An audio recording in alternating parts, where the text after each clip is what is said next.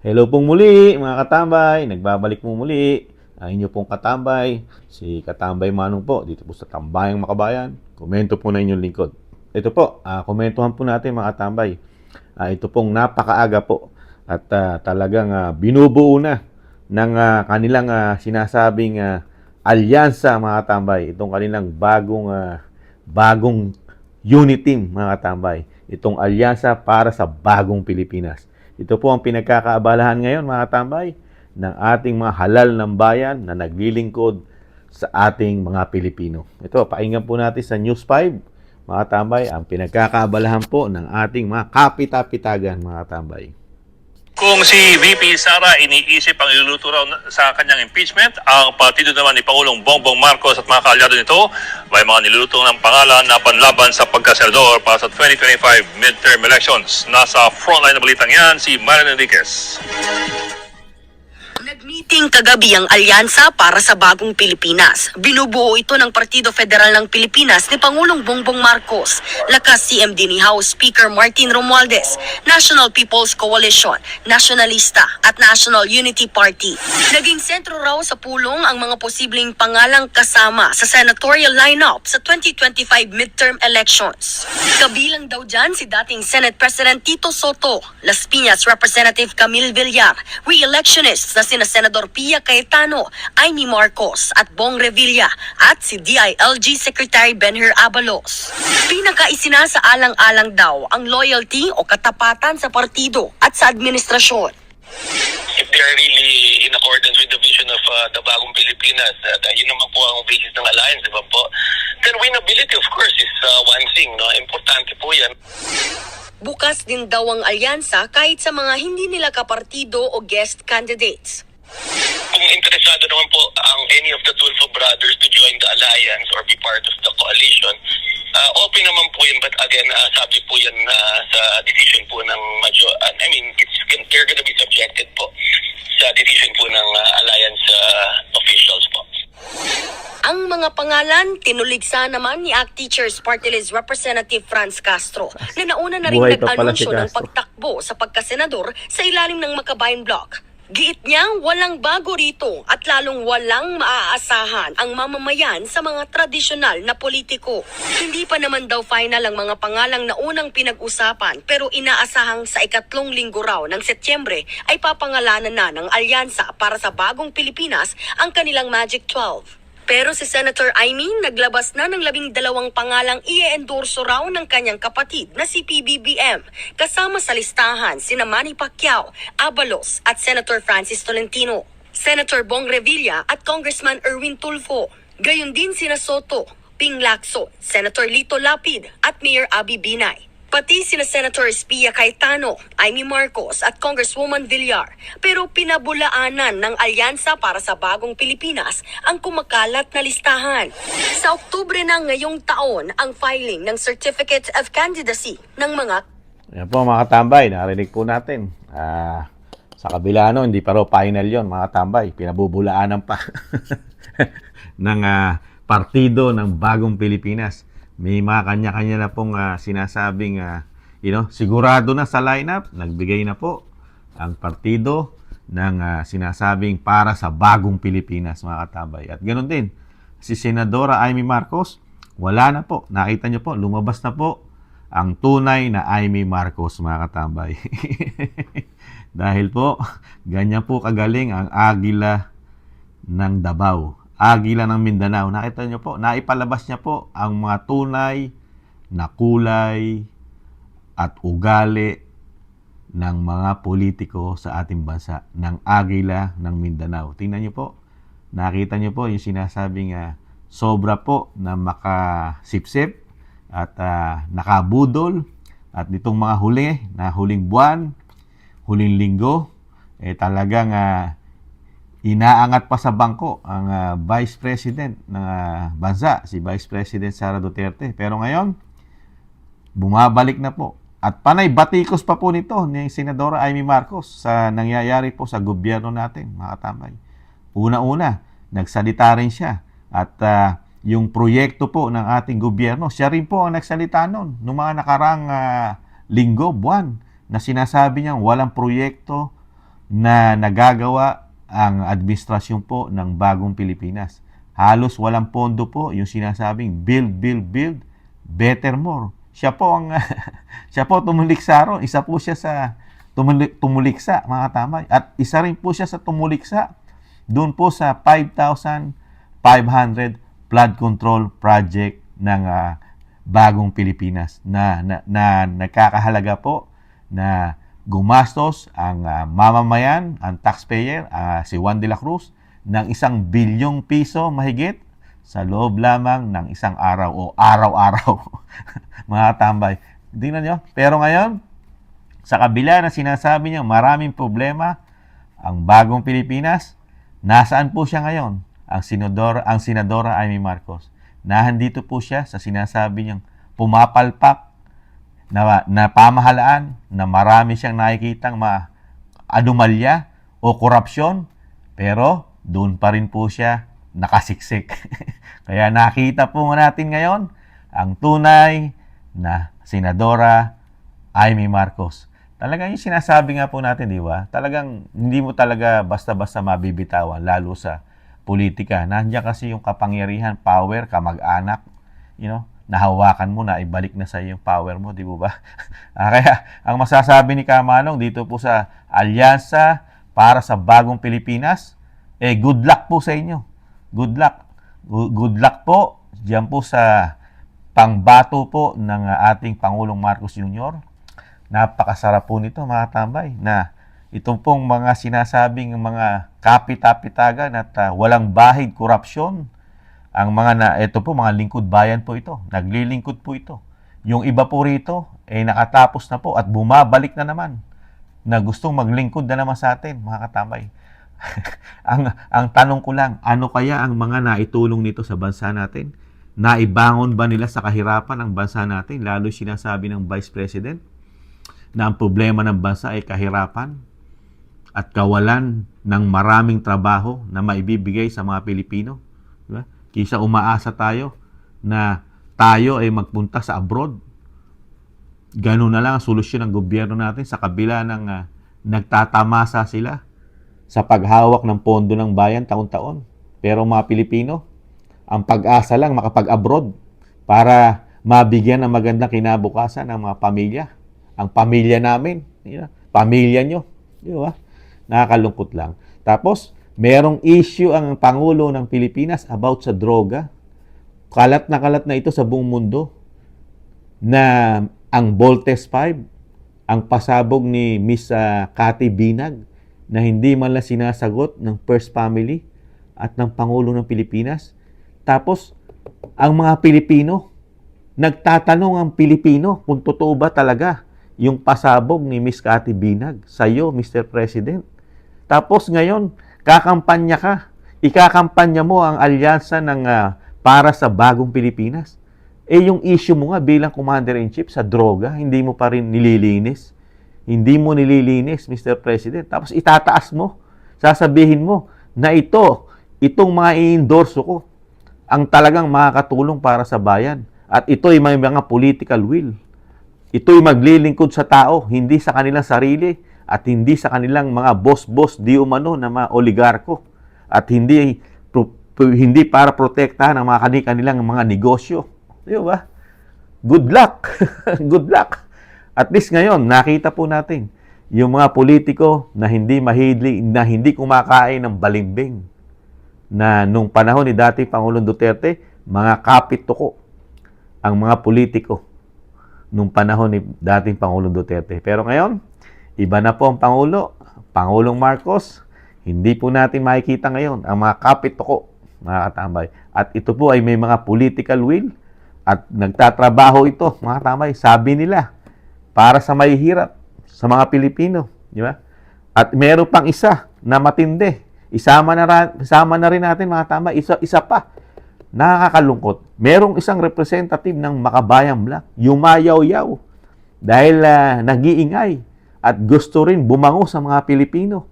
Ang isang convicted na Franz Castro, representative ng sa Kamara, mga tambay. Tatakbo rin senador. Nagpaplano yata tumakbo ng senador. convicted, may kaso ng sinasabing child abuse o kidnapping, naging child abuse. Ang lakas. Talagang sa Pilipinas mo lang makikita lahat, mga katambay. Yung nahatulan na, nagkasala na, pero tatakbo pa rin bilang maglilingkod sa bayan.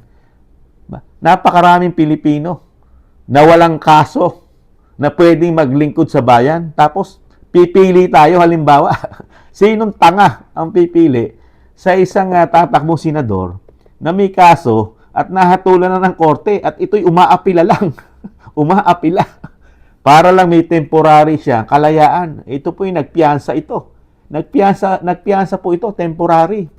Para po sa kanyang kalayaan dahil siya lumalaban pa doon sa kanyang kaso. Ibang klase. Nagpapakilala pa, ha? Talagang matindi pang magsalita. At talagang binabatikos pa niya yung mga politiko. Pare-parehas naman silang kulay. Komento ni Kamanong, pare-parehas sila ng kulay. Parang sinasabi niya, walang kwentang mga politiko. Itong sa grupo ni Pangulong Marcos Jr., siya ba? Sa dami ng issue, sa dami ng issue ng bagong Pilipinas, nagsalita ka ba? Representative Castro, nagsalita ka ba sa issue ng drugs issue ng Pangulong Marcos at ng kanyang pamilya at ng grupong Voltes 5, Franz Castro, Makabayan? Nagsalita ka rin ba sa mga pera na nasasayang dito sa unang-una sa flood control na 1 billion araw-araw ang nagagastos at naubos? Hindi ka nagsasalita. At hindi ka rin nagsalita doon sa mga binadgetan na build, better, more, na wala rin po yung mga build. Yan po yung pinatunayan ni Vice President Sara Duterte. Pinatunayan niya po lahat yan. Nawala na po lahat yung pinangako na itutuloy, continue ang programa ni dating Pangulong Duterte na build. Ginawa ng better, more sa buong bansa. Luzon, Visaya, Mindanao. Hindi na po natuloy. Iba na po ang plano ng bagong Pilipinas, ang alyansa para sa bagong Pilipinas. Ito po, yung sinasabi ni Kakamanong, good luck dahil halos lahat po ng partido, mga gobernador, mga kapitan, susunod yan, mga mayor, ay kinukuha na po ng alyansa para sa bagong Pilipinas ng magpinsan, lalong-lalo na siyempre ng Pangulo ng Bansa at ng Speaker na matunog din po nakakandidato sa 2028 bilang kapalit ng kanyang pinsan, ang Speaker. Kaya kinukuha na po nila lahat ang partido. Ito po, meron na po silang partido na nagmi-meeting na sila, mga katambay, at open sila sa lahat. Open pa sila sa lahat. Kahit hindi nila kapartido, welcome sa kanila, mga katambay. Kaya yung mga sinasabing panatiko, yung sinasabing mga Gcash vlogger, Isimada vlogger, welcome na welcome kayo. Ito, welcome pala kayo sa alyansa para sa bagong Pilipinas ng Pangulong Marcos at ng Speaker Martin Romualdez. Welcome po kayo, Gcash vlogger, Isimada vlogger, at yung mga sinasabing mga media na may gustong umangat ang kanilang ambisyon at gustong magka-ambisyon sa politika, yung mga magagaling nating mga mainstream media, ayan o. Dahil mismo mainstream media, itong nagbalita ngayon, tingnan mo yung bungad niya. Sa kabila daw na ang pinagkakaabalahan daw at nag-aalala ang Vice President, sa niluluto raw na impeachment sa kanya, ang Vice President mag-aalala. Never. Itatama lang natin itong sa media, itong broadcaster.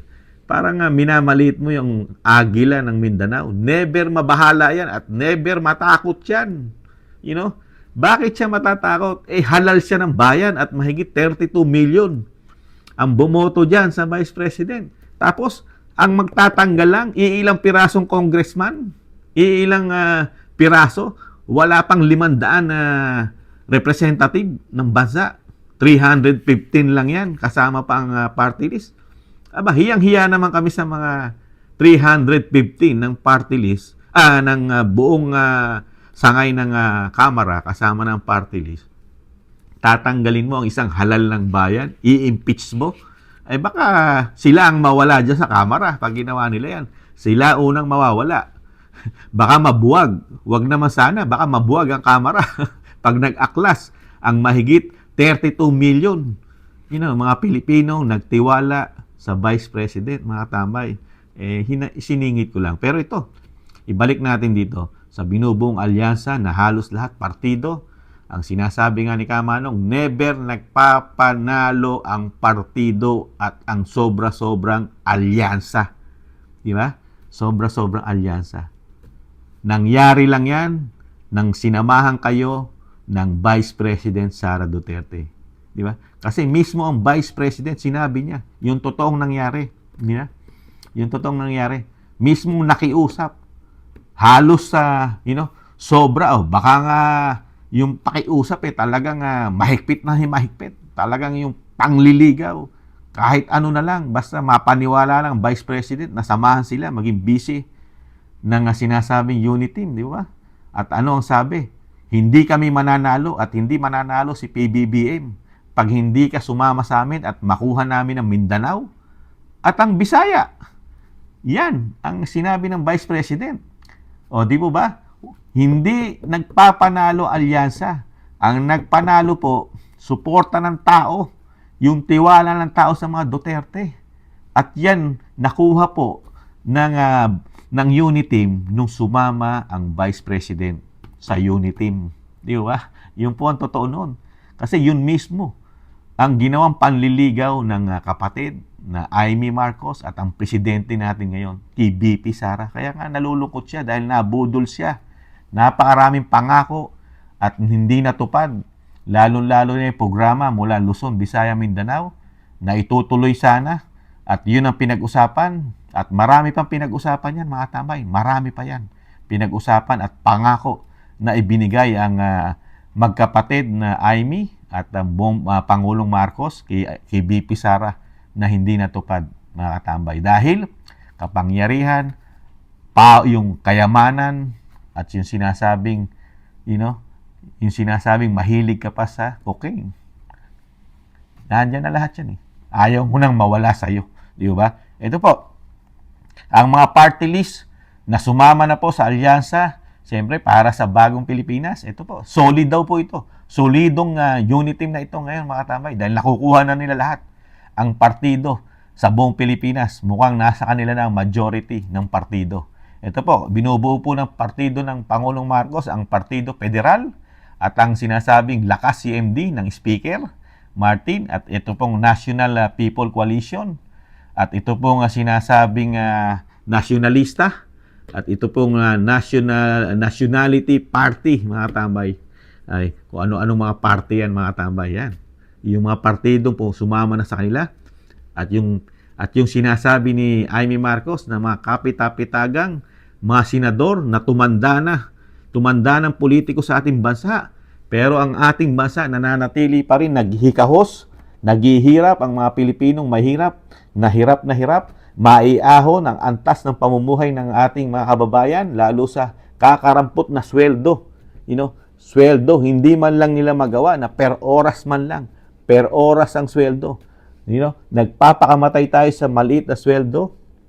Samantalang ang ating mga politiko, ang sweldo, ang mga allowances, ang mga sinasabi extraordinary, at ang mga travel fund, kumpleto na. May mga bonuses pa. Napakalaking pera ang nasa kanila napupunta.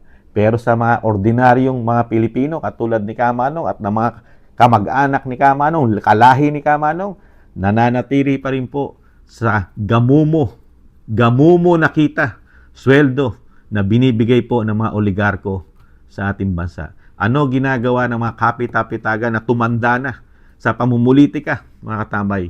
Meron bang nagawa man lang para sa ating mga ordinaryong Pilipino? Lalo po sa pagkain, sa trabaho, kami, para lang mabuhay at mabigyan ng magandang kinabukasan ng aming pamilya, kailangan pa namin mag-abroad. Dahil ang mga sinasabing tutulong daw sa pag-unlad ng ating bansa, sila pa rin ang nagbabalik na naman. At wala tayong nakitang progresibo sa ating bansa, mga katambay. Sila lang ang umaasenso. Sila lang po yata. Sila lang ang nagyayamanan. Sila lang ang talagang nagiging powerful. At halos lahat, meron na silang ari-arian pati sa labas ng bansa. Parang ganun yata nangyayari mga katambay. Komento ni Kamanong. Ito po, sa pangunguna po ng napakagagaling na mambabatas at naluklok na po ito mga katambay. Ito po, si Manny Pacquiao nangunguna po sa sinasabi ni Senadora Amy Marcos, Manny Pacquiao. At alam din natin to si Francis Tolentino na hindi po ito sip-sip. Sa dating Pangulong Duterte, hindi po sip-sip ito. Mga katambay, ngayon po, ito po, umuugong ang balita na sasama po sa partido ng sinasabi po ni Senadora Amy Marcos sa kanyang kapatid. At syempre po, yung sikat po na sekretary, si DILG Secretary Abalos, mga katambay. Alam po natin yan, marami pong issue yan. At syempre po, ang pogi na artista, Bong Revilla.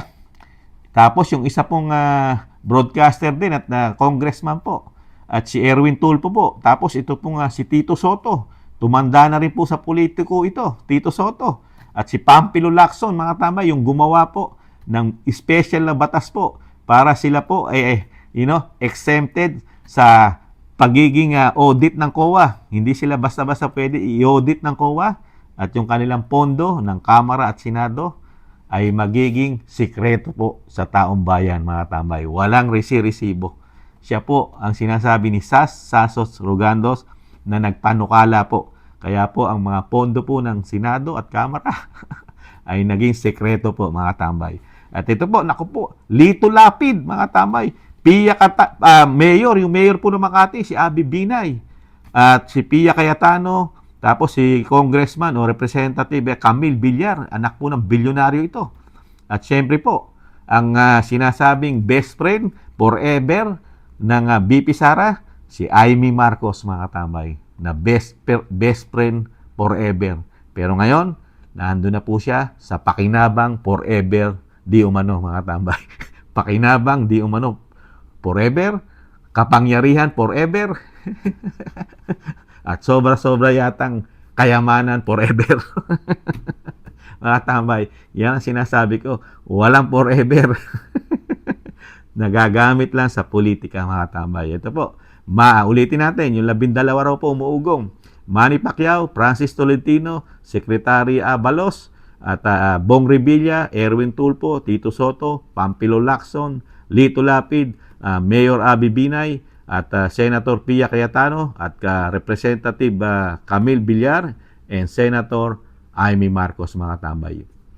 Ito po ang mga kapitapitagan na nagsitanda na at isang damukal ng naglingkod sa atin. Hindi lang po isang termino, pero ano po ang nakikita nyo sa bansa natin, mga katambay? Kayo po tatanungin ko, ano nakikita nyo sa bansa natin, mga katambay? Meron po ba? Ano po? Ang mga trabaho po nito, karamihan po rito, senador. Ano po ang trabaho ng senador at mga representative na nakikita nyo, mga katambay? Nagkakaroon ba ng improvement ang bansa natin?